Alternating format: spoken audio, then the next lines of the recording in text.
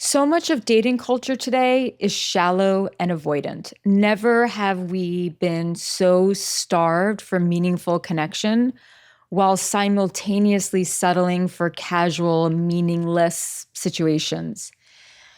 We all crave to be seen, we all crave to be known and to be understood, but we're too fearful to open up and be vulnerable. So while we are starved for this meaningful connection, we are lonelier than ever. And that's why if you are dating, you have to be different. You have to be bold enough to say, this is what I want. This is what's important to me. This is what I value. And you're going to scare some people away by doing that.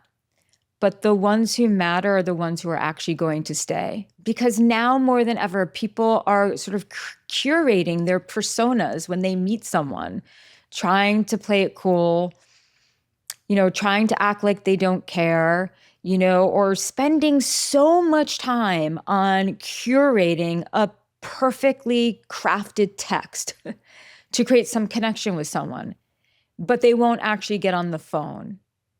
And so we're all just sort of like hiding behind our insecurities, not daring to bring our full self forward. And you have to be brave and do that. You have to be real and you have to be different. Because something that I've learned is that what really moves people is realness, is the courage to be vulnerable. And like I said, you're going to definitely scare people off who can't handle that or are just not ready for that. And instead of seeing that as a reflection of your worth, you have to see it as a reflection of their capacity. In other words, dating is a process. It's a discovery process. And you're not going to be for everyone. And not everyone is going to be for you. And not everyone is going to see your value. But you have to remain very true to yourself and keep showing up in the most authentic way that you know how to.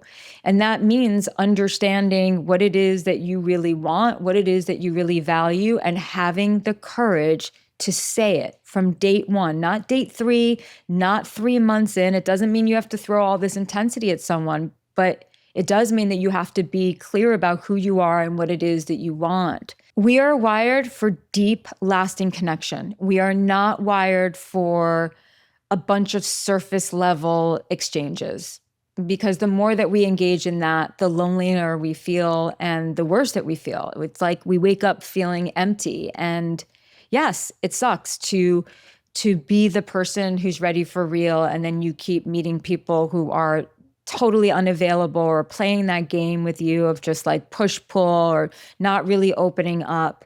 But I promise you that those people are out there, and you just, like I said, you have to continue to remain very true to yourself and keep bringing your best self forward, and know that whoever that is not enough for is absolutely not for you.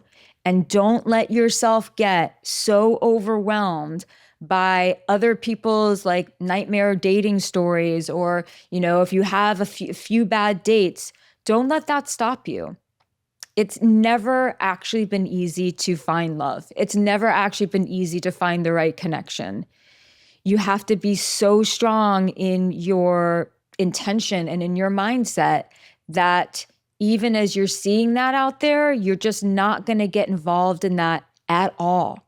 So the faster you can say, that's not for me, the faster you recognize that someone is not really investing in you because you're being real, the faster you can let them go. That's how you navigate today's modern dating world, by being real.